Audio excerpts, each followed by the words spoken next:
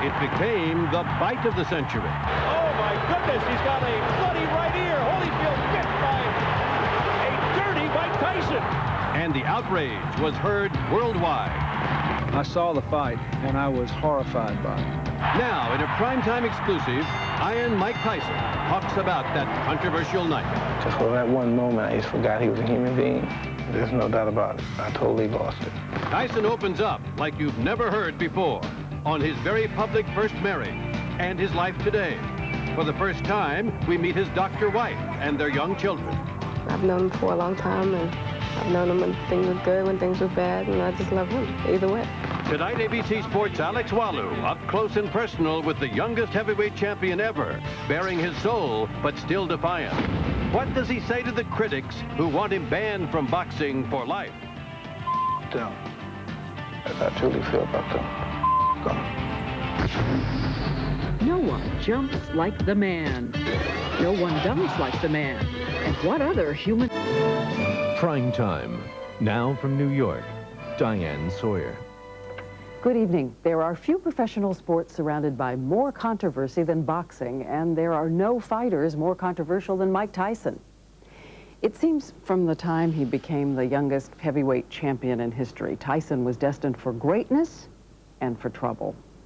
Tyson's rematch with Evander Holyfield this past June won't be remembered for its boxing highlights, but for that incredible lowlight, the now infamous bite Tyson took out of the ear of his opponent. Well, tonight, in his first interview since that night, we hear what Tyson has to say. He sat down with our ABC Sports colleague and boxing analyst Alex Wallau to relive the night and the battles he's fought against his opponents and himself. Ladies and gentlemen, it is showtime. The waiting is over. The talking is done. The rematch is here. I expect a tough, clean fight. Protect yourself at all times. Let's get it on!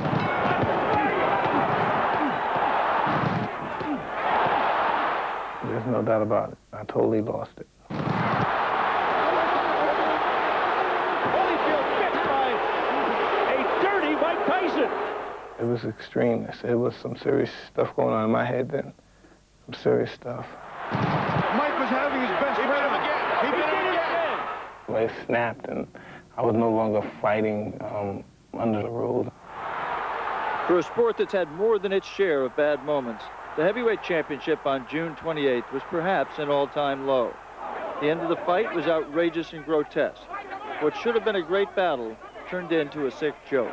It is complete bedlam, and Tyson is just taking swipes at anybody in front of him. The public's revulsion to Tyson's bizarre behavior was strangely more intense than it had been to his rape conviction 5 years earlier. The moment transcended sports. Tonight, Mike Tyson. Has he finally gone too far? I saw the fight. Even President Clinton spoke out about the awful turn of events. And I was horrified by it. Members of the commission? The Nevada Boxing Commission responded to the incident with the largest fine in the history of sports, $3 million and a ban from boxing. All in favor, say aye. Aye. Tyson can apply to be reinstated, but there is no guarantee that he will ever box again.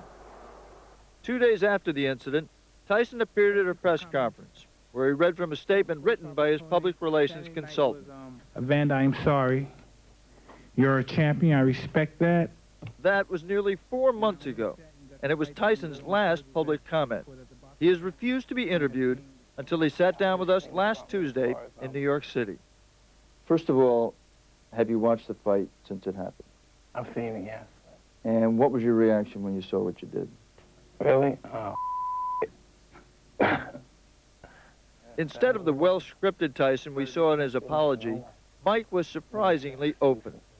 Can you describe what was going through your mind during the fight? anything from any kind of functional thinking or any kind of rational thinking was totally out the window. I don't know what happened that night. I just don't know what happened. It's pretty embarrassing. What happened here? He got bit, I think. Evander Holyfield, look out, he's pushed right here.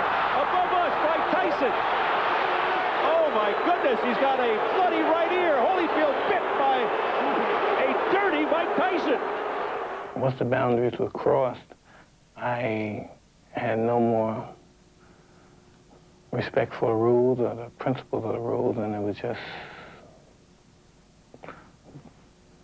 open game.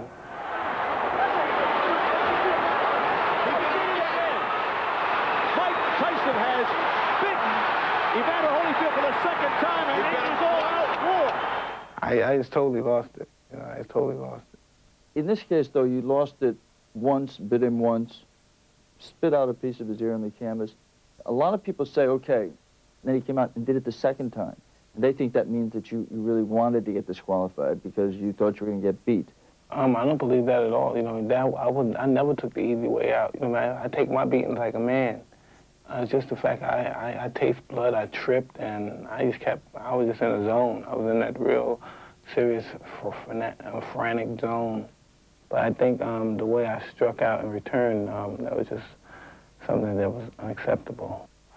According to Tyson, he retaliated for what he thought were illegal headbutts by Holyfield, which the referee did nothing to stop. Early in the second round, this clash of heads caused a deep gash over Tyson's right eye. There's a cut around the right eye of Mike Tyson. Tyson believed the cut would cause the referee to stop the fight. I said, well, this is the round I have to do. I have to win this round big. Go for a knockout. I was in trouble. He was butting me. I was blacking out, and I was pretty desperate. You know boxing history. There have been a lot of desperate fighters, but there's never been an incident like that before. Why do you think it was you that took it to that extent, or did that kind of a really crazy, sick kind of thing? I don't know. I think I'm the most extremist fighter that ever lived. I just think that's just who I am. Do you think you lost it because you were so in such desperate straits that you were sure you were going to get beat? I wasn't worried about getting beat because I was in incredible shape. As a matter of fact, he was on the verge of being knocked out in that round and beat up in that round. But I was just in such a frenzy that I just took it to the other level. Do you feel that his headbutting was intentional? Absolutely, I believe it was intentional. Evander Holyfield is a specialist in headbutting. You know what I mean? It's been a great deal of complaints about him from George Foreman and other fighters. And I just never thought that a headbutt could occur in so much damage. I had never experienced anything like that before. At the training center for the 1984 Olympics, where Mike Tyson and Evander Holyfield met, the two outsiders became friends. 12 years later, they met in the ring for the first time as professionals. In a remarkable upset, Holyfield dominated Tyson and scored an 11th round TKO. 7 months later, their rematch produced a disgraceful ending and Tyson's second loss to Holyfield. What is your opinion of Evander Holyfield after going through the 2 fights with him?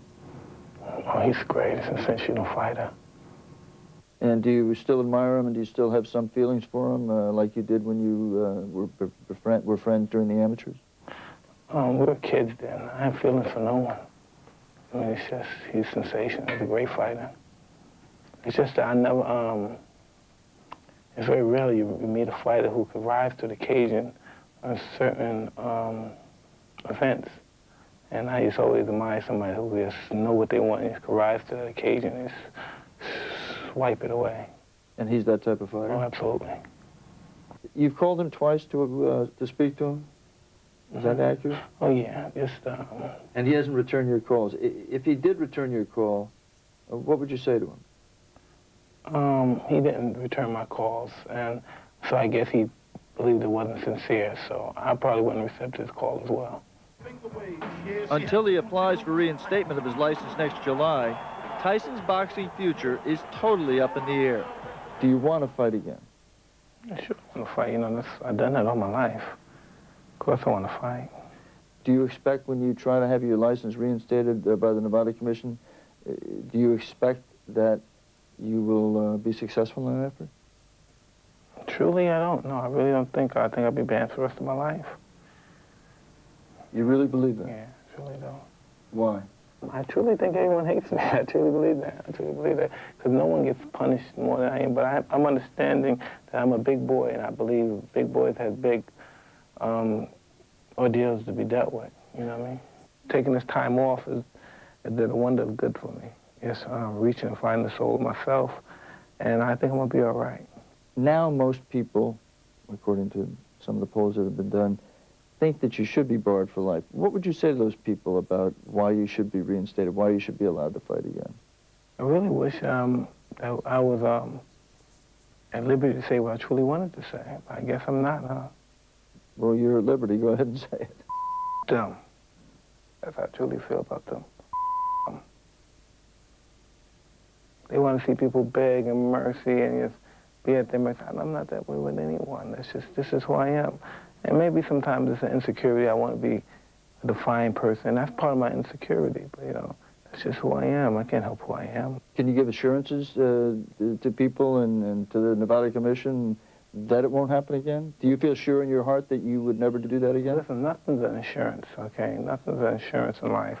But it's going to be hard. There's going to be many years before people forget that. It was hard to watch, Mike.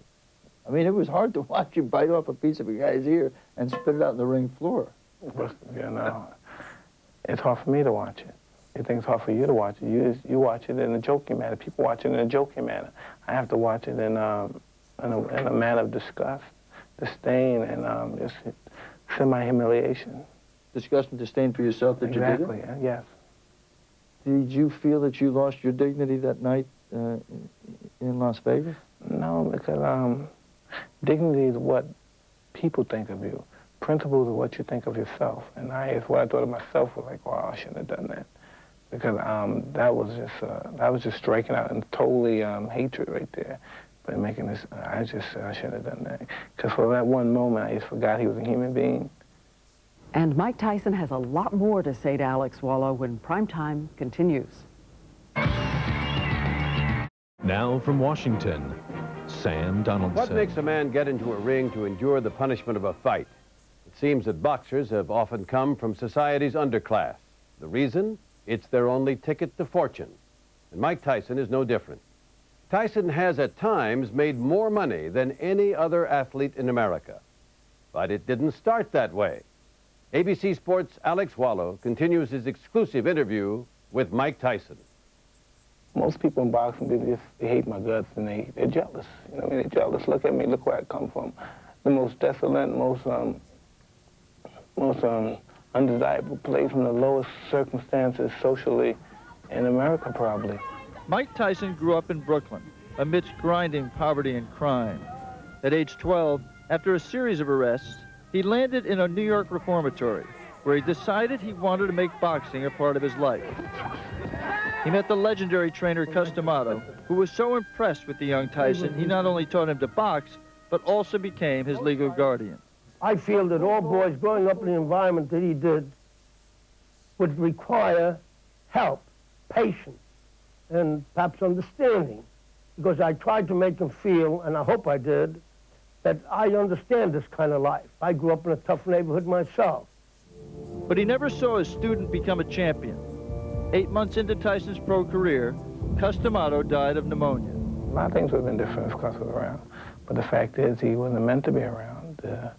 I was meant to be my own man, deal with my own situations. Uppercut, and Marvison's hurt.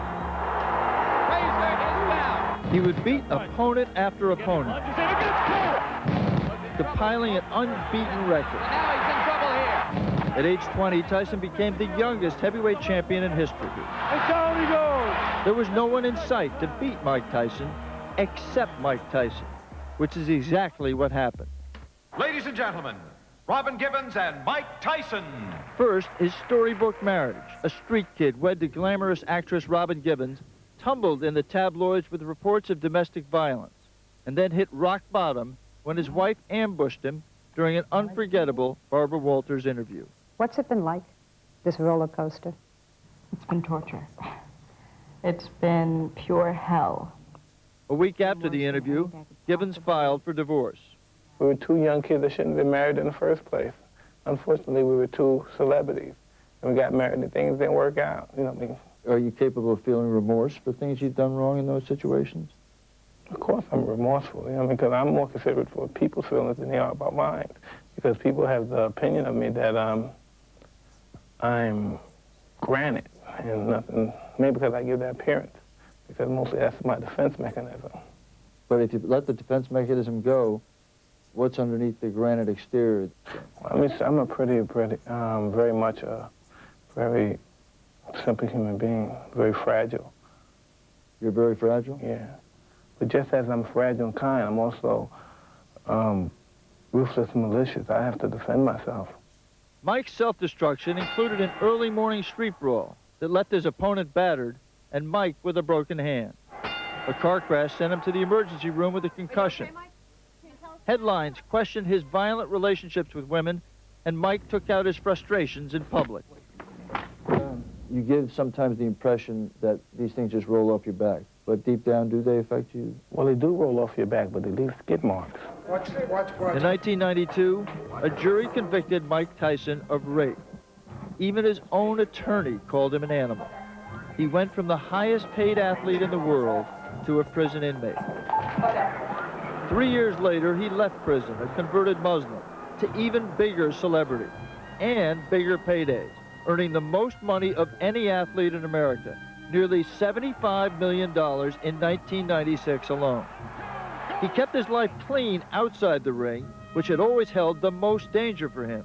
But ironically, inside the ring, where he had always found a safe haven, he ended up that Saturday night in Las Vegas in total disgrace. He just reaches in and bites him. In your apology, you spoke about getting help. What have you done about that? Well, I discussed some issues with some prominent psychiatrists, and are you going through it, just going through the motions, or do you really think that you need to change some things about yourself? Sometimes changing is scary, and maybe some things about my life is kind of scary to change. And you may feel a little helpless in changing, but you know, we're working on it. I don't know why I'm afraid to change. I change in increments, you know what I mean, time periods, and it's not going to happen just overnight. But do you think it's a necessary thing? I think change is necessary. And I can tell you, well, this thing is working, and I'm great, and I'm going to be a great person, and I may even go for Congress, and I may do this. But that's not the reality of the situation. Do you believe in your heart that you do have a problem that you need to change, or you just... Oh, yeah, I know I have a problem. There's no doubt about that. I guess I'm extremely bored. See, people can't understand how you can be bored. You have homes all over the world. You have access to any place you want to go. You have the money to take advantage of it. And for Joe Sixpack or blue-collar working people, they just can't imagine that you can be bored. Explain that. I'm pretty much an extremist in everything. These are all or nothing, and I don't, maybe that's, and I think, and I feel that's kind of a sickness, being that way, and it caused a lot of problems in my life. There's a lot of problems. What kind of problems? You just never get enough of anything, and it caused a lot of personal problems. A lot of people who I believe cared about me, and I believed I cared about them. We no longer associate in that matter anymore. You know, and you just lose the essence of things that are so simple, like love or yes, friendship. Yes, you just totally just forget about those. The essence of that is totally lost sometimes, I believe. But you're not going to change it if you don't want to change it. We'll see. I'm not God. You know, I would like to be a stable person. That's what I am. I'm not a stable person. You know, I'm pretty sporadic and spontaneous, and it's very difficult for people, to be honest, even for people who are my friends and people who are manipulators, people who just hang on. It's very difficult for people to get along with me and be around me. In April, Tyson married Dr. Monica Turner, who lives in Maryland with their children. Is it tough for you to have a reasonable marriage, have a reasonable relationship, given what you've said about yourself?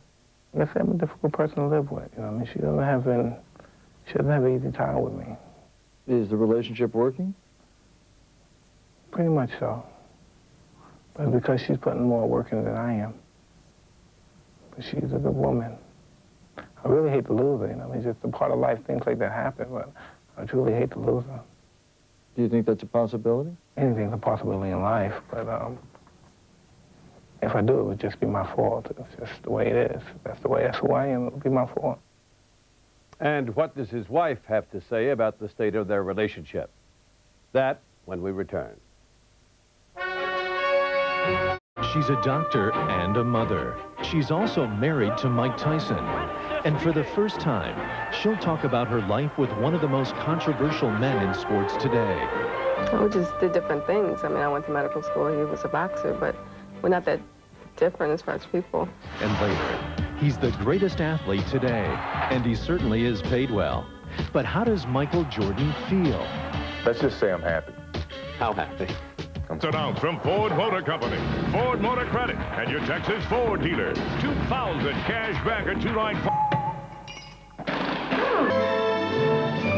Prime time. Now from Washington, Sam Donaldson. The day after our interview, Mike Tyson was involved in a motorcycle accident that sent him to the hospital. 2 days later, he was released, and the next day, Tyson called and said he wanted us to come to his Connecticut estate and sit down again, this time with his wife, something he's never done before, to discuss the injury and their life together. The two met in the mid-'80s, and she visited him throughout his prison term. Once again, here's Alex Wallau. How do you see the state of the relationship right now? Our relationship is growing. I mean, we have kids, and, you know, when we first met, it was different. You know, it was more like a dating thing. Now we have family.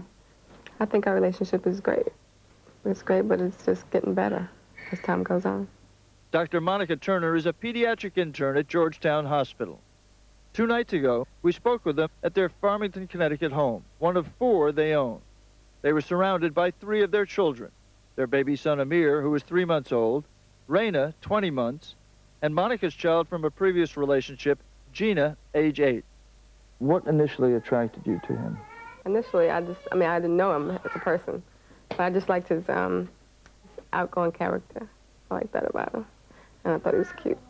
You think I was outgoing? Were you? How'd you see it initially? I never got a chance to know her that well when our mutual friends introduced us to one another. But I just thought it was a pretty girl that probably I was going to score on. I never really got into her that way, because I used to matter, yeah. But did you ever, in your wildest dreams, think you would end up marrying a doctor?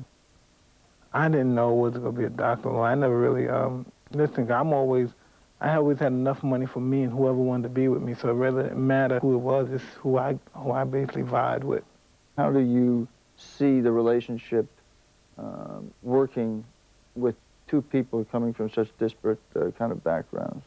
We just did different things. I mean, I went to medical school, he was a boxer, but we're not that different as far as people. I mean, we're both down to earth, and he's a real genuine person. That's one of the things I love about him. Most people would assume if you had to marry him for his money. I really don't care what they think, to be honest. I mean, if they think that, I really don't care. I mean, I love him for him, you know, and I've known him for a long time, and I've known him when things were good, when things were bad, and I just love him either way. I mean, we have a family, we have kids, and that's what I wanted. And... You want more? Yeah, maybe 1 or 2. You? Maybe. They certainly have enough space for a larger family. Built on 17 acres, this Connecticut mansion has 61 rooms, 18 bedrooms, 38 baths, 7 kitchens, a disco, indoor racquetball court, indoor pool, gym, private screening room, and a master bedroom with 5 televisions. Friends use it more than the Tysons, and it's now on the market for $22 million. It's fun, but, you know, this is not my style. This is not me. I stayed here probably 4 times. This is probably my 5th time here. And it's so ironic that we have an interview here because I was taking a trip up here with some bike riding friends of mine, and then that incident happened. That incident occurred last Wednesday when Tyson had a motorcycle accident getting off a Connecticut highway. He was hospitalized with broken ribs and a punctured lung and released 2 days later. What caused the accident? I fell asleep, but I was riding all day, and for that split second, I woke up and I was on top of my friend, so I had to throw the bike down before I didn't want to run him over. This was not a case of you driving your motorcycle too fast. No, I was going too slow. You were going too slow? Yeah. You know, I've been in an accident. I've been in a couple of accidents already. That wasn't really a bad accident. Tyson told us he won't take his doctor's advice to rest for 6 weeks. Instead, he'll return to training and riding his motorcycle next week. Does he project himself sometimes as a tough guy and as a person who, you know, is Iron Mike Tyson and, you know, that kind of thing? And sometimes he has to. Yeah. You know, he has to. Sometimes he's... I never expect you to say that, and that's just how I feel, that you just have to protect yourself out there. I do. I'm glad you said that. That's how I feel. I mean, he has to do that sometimes. So. Are you surprised that she understands that part? Yeah, I'm surprised that she said that. She made that statement. I think people are just too hard on him. I think that they shouldn't be so judgmental of him because he's really a sweet and real caring person. He's a good guy. And I think people are just too hard on him. Is there a part of you that hopes he doesn't get reinstated so that you can have a life where he doesn't get involved in boxing? No, I just want him to do what makes him happy. And if he wants to continue to box, that's what I want him to do. You know, it's scary, and I get nervous, and I don't want him to, if he's going to do it, I don't want him to do it long, because I want us to be able to settle down and have a, just family life all the time, instead of, when he's not training and things. But if it makes him happy to do it, that's what I want him to do. Is it possible, do you think, for the two of you ever to have a normal life, given who he is and what he's all about? Oh, as normal as it can be. I mean, as far as you don't have the privacy and that kind of thing that normal people have, he just doesn't have that, But as far as in the house, when we're in the house, our life is normal. He's got kids and he plays with his children. He's a good father, And in the house, he's different. I mean, he's just daddy. He's a good daddy. Tyson told us he's received offers to fight in several foreign countries, including China and Romania, but will not fight until the Nevada Boxing Commission restores his license. Meanwhile, Evander Holyfield fights on. The champ is defending his title against Michael Moore this Saturday night in Las Vegas.